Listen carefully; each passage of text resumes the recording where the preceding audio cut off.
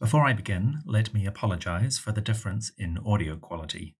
As you may know, my wife and I are currently in the middle of moving from New Zealand to the UK, and along the way, I had to stop in Egypt to run a tour. So I am currently recording this from my laptop. Hopefully, the change is not too distracting, and once I arrive in the UK, I will purchase new equipment and re record this episode. But I wanted to get something out to you sooner rather than later. I hope you enjoy this tale.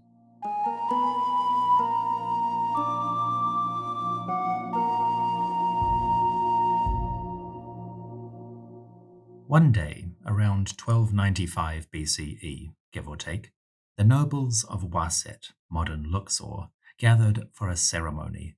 Coming to the royal palace, located somewhere in the city, they assembled in their finest garments, gleaming white linen, freshly laundered, sparkling jewelry, especially gold and precious stones on necklaces or bangles.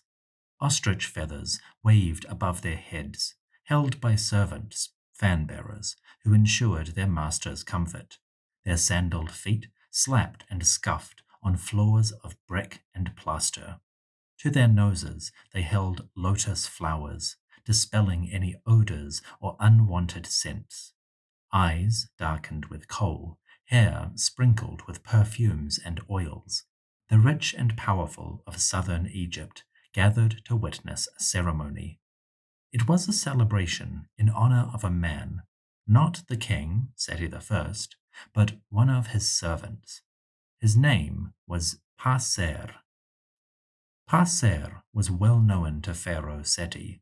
So far, he had served the king as the overseer of his house, that is, the manager of the king's palace and apartments. He also had the epithet first companion of the palace, the Semer Tepi en Ach. So Paser worked directly with the pharaoh, managing the affairs of his household, daily business, organization, the many tasks that go into the royal lifestyle. Now, Sety was giving up his palace manager. He was promoting him to higher office. As the courtiers gathered at the heart of the palace, Sety himself appeared and took up his throne upon an elevated dais. Now, Paser stepped forward. His hair was shaved, and he wore a simple kilt around his waist. The overseer stopped at the bottom of the steps that led up to the podium on which the splendor of Sety sat enthroned. The king gestured, and the ceremony of promotion began. Paser raised his arms, and attendants stepped forward, carrying a long white gown. Like a sheet, they wrapped it around his body, covering Paser from his chest to his ankles. At the top of the garment, two straps looped over his shoulders, holding the robe in place. This garment was distinctive. Only 2 men in the whole country had permission to wear it. This deceptively simple white robe was the uniform of the Chati, also known as the Vizier. Sety was promoting his household manager to the highest echelons of government. In the New Kingdom, around 1300 BCE, Egypt had 2 of these Chati, or viziers, at any one time. One Chati governed the north, responsible for the great Nile Delta, the Sinai Peninsula, and the imperial provinces in Libya, Canaan, and Syria. The other Chati governed the south, the long, winding river valley reaching all the way to Nubia, or Sudan. As far as scholars can tell, Paser was probably the Chati of the south. It was a prestigious role, but also a busy one. In this office, Paser would oversee the building projects of the king throughout the Nile Valley. He would also hear petitions and pass judgment on high-level disputes and court cases. He would liaise with the overseers of the great temples, especially Karnak. He would hear reports from the army, the fortresses, and the Magi police. And perhaps most importantly, Paser would supervise the construction of Sety's tomb in the Valley of the Kings, also his memorial temples in Abydos and Waset, and anywhere that Sety chose to erect a shrine or a monument to the gods. Paser would probably be involved. Then, in the background, the Vizier would handle the 1,001 tasks of an imperial government. He worked at the center of a bustling and complicated administration. The attendants wrapped Paser in the heavy white robe of the Chatti. The clothing ceremony completed, Paser straightened up. Now the attendants brought forth collars, necklaces, which they clasped around his neck. There were several of these, made of gold, and each one a token of the king's splendid esteem. Finally, the attendants gave to Paser a pair of scepters. In one hand he held a fan, or chai, made of a long metal pole with an ostrich feather attached. In the other, he took up a shepherd's crook, the hekka, symbolizing his right to rule. Finally, Paser received an important token, a seal made of metal or clay and stamped with hieroglyphs recording his titles and those of the king. This seal, specific to the viziers, would allow Paser to sign important documents on behalf of the pharaoh. It was the bureaucratic flourish to the appointment of a ruler. Paser, the newly minted Chatti, or vizier, stepped back.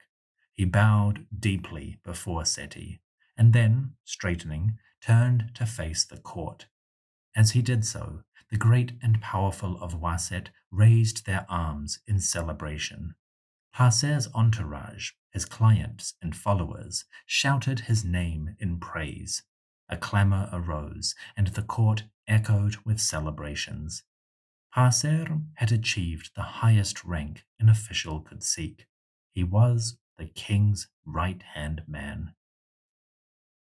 Paser rose to the rank of Chatti, vizier, in the later years of King Sety I, and he would continue in this role in the next reign of young Ramesses II.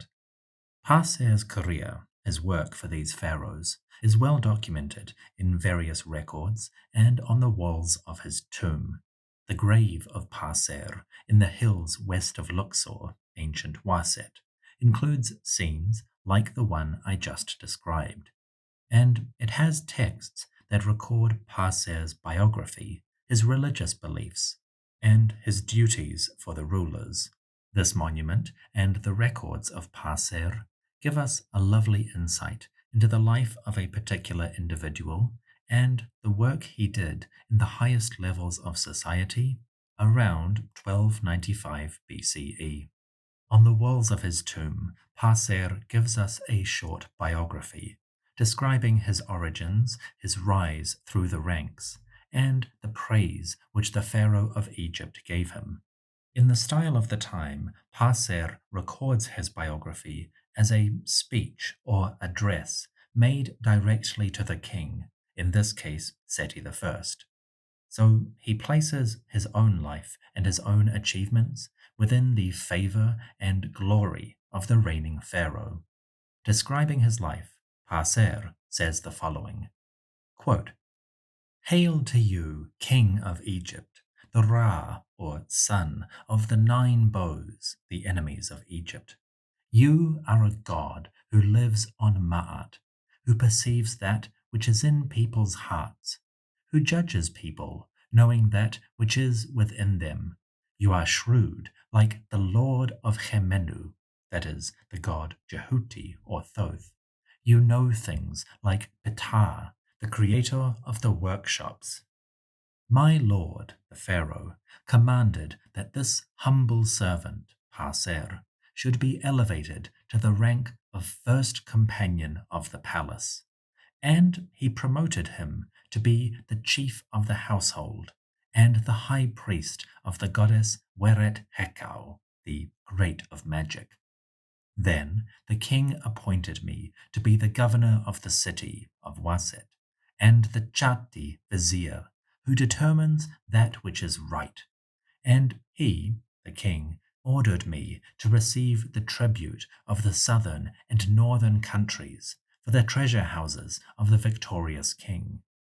I, Passer, was sent forth as one who is trusted on account of his efficiency to count the revenues of the two lands throughout the provinces of the south and the north.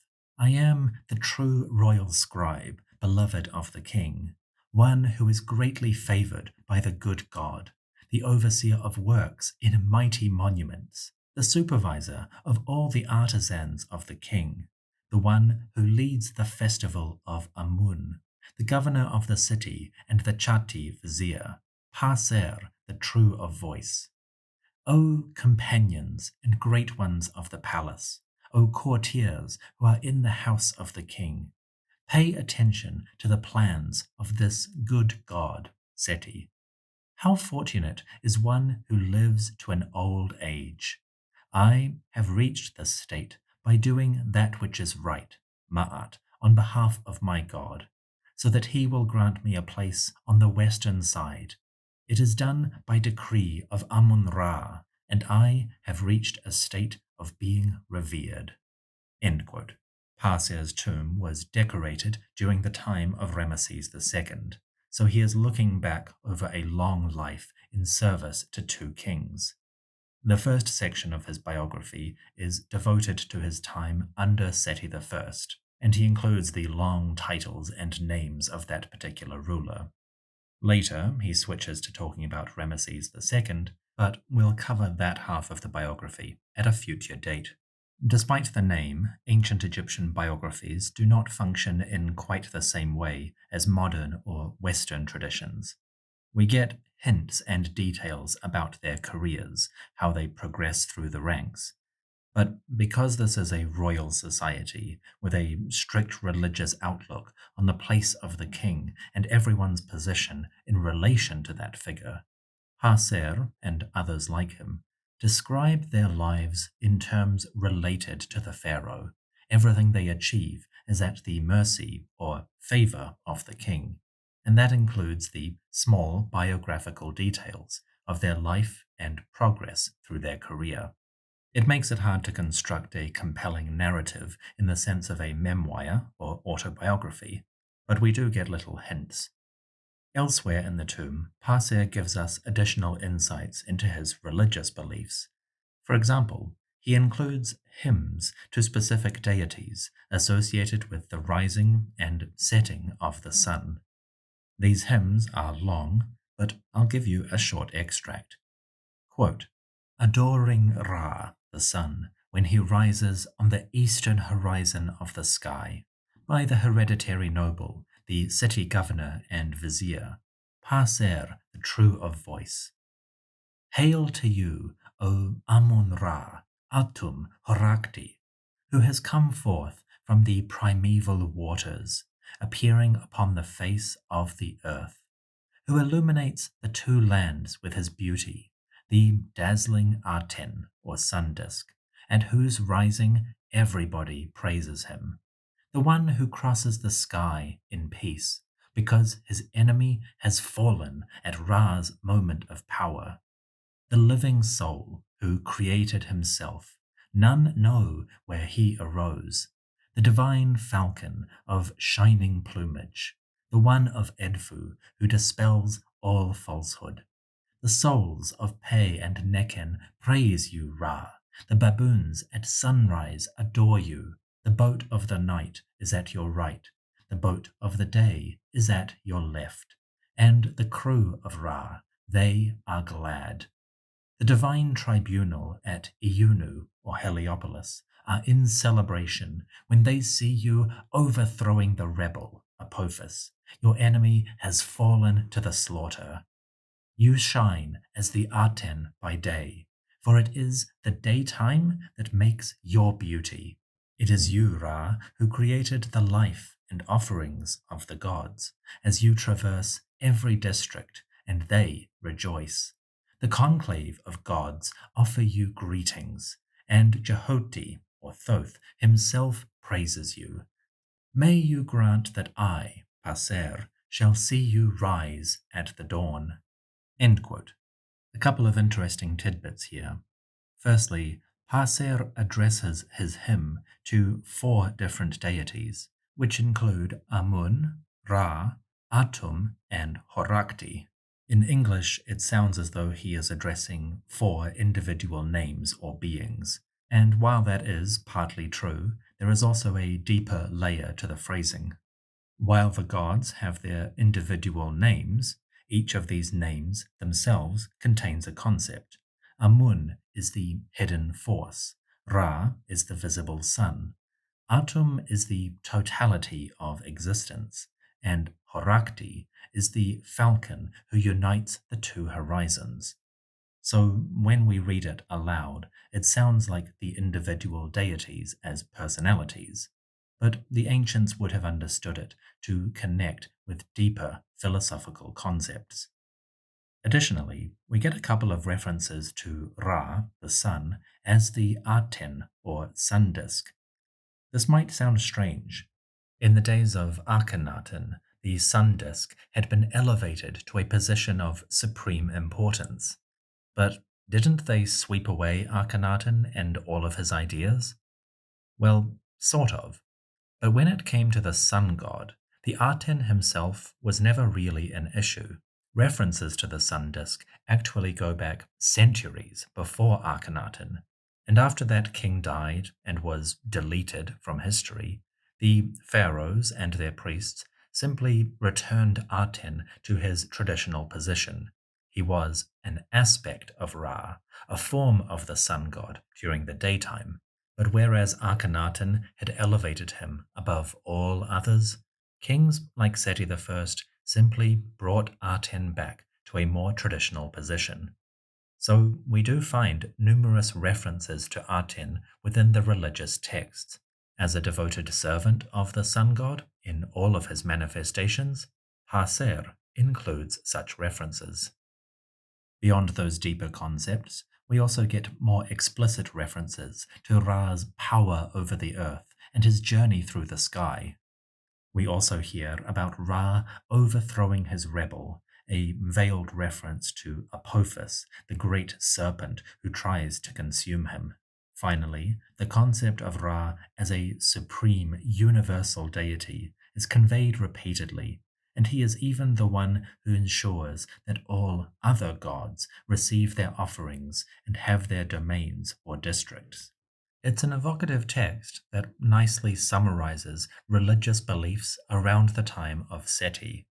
The days of Akhenaten were now a distant memory, but some of the concepts about the sun god continued to percolate in society, and even beyond those political religious aspects, the union of Amun, Ra, Atum, and Horakti within a single hymn gives a nice idea of the unification of beliefs, how different religious traditions that developed in different parts of the country across centuries could be unified within a single prayer or hymn. From that perspective, Passer is a wonderful symbol of religious unity within a polytheistic society. Other sections of Passer's tomb are concerned with his duties as the Chatti or Vizier. We will cover these in the reign of Ramesses II, where Passer spent most of his career in that position. But just to give a hint, they sat at the head of the administrative hierarchy, the top-level officials administering different departments or sections of the military and civil society would ultimately report to the Chatti on the business of the crown. In this sense, the Chatti viziers held a general umbrella authority over all aspects of the royal administration. They were responsible for measuring and guaranteeing the wealth that came from foreign lands or from the gold mines to the east and south. They were also responsible for the vast farming estates that belonged to the king or to the temples, and ensuring that business was being done properly and honestly. To be clear, we get a very idealized picture from these tombs and texts, They never discuss corruption or instances of wrongdoing. You don't want to put that on your eternal monument. But figures like Paser and others who held the same job do give us glimpses at the vast, complex web of royal business and governance. Idealized or not, these are important sources for understanding ancient Egyptian society. Again, we'll go into deeper detail on the duties of the vizier during the reign of Ramesses II, because Paser is going to work for Ramesses for at least 2 decades. But we introduce him here because it was Sety I that appointed Paser to the role.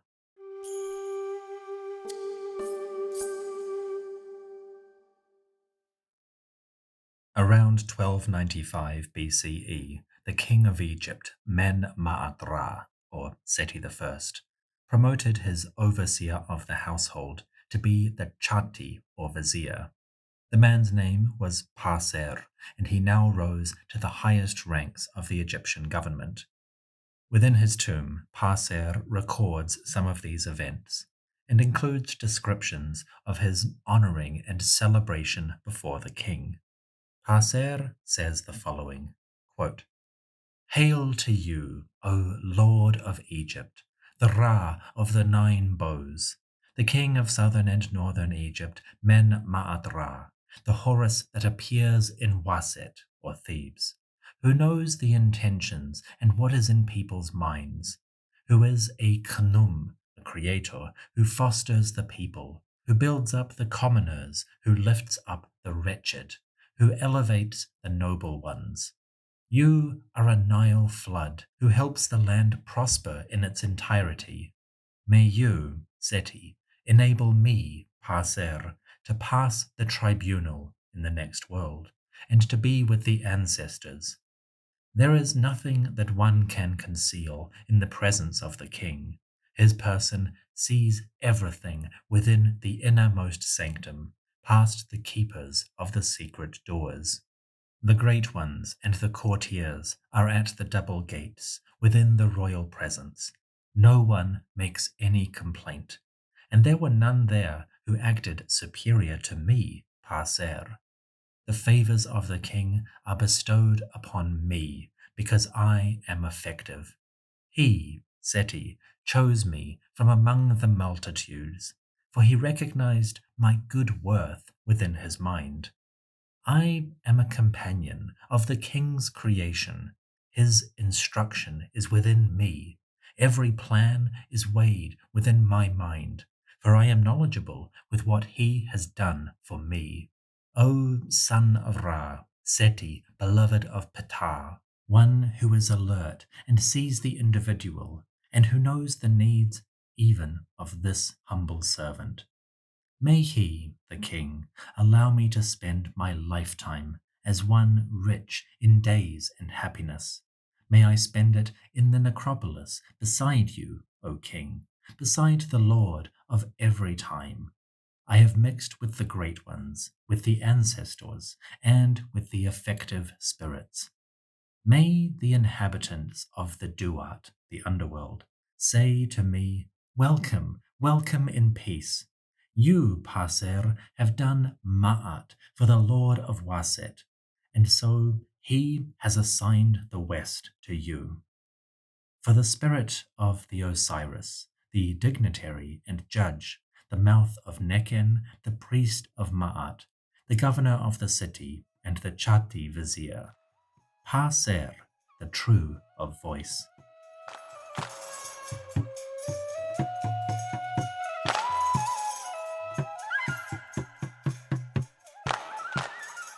Thank you for listening to this brief introduction to the life and career of Paser.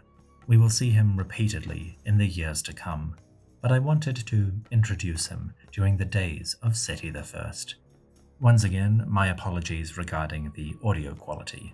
As soon as I reach my new home in the UK and am able to purchase the missing parts, I will re-record this episode.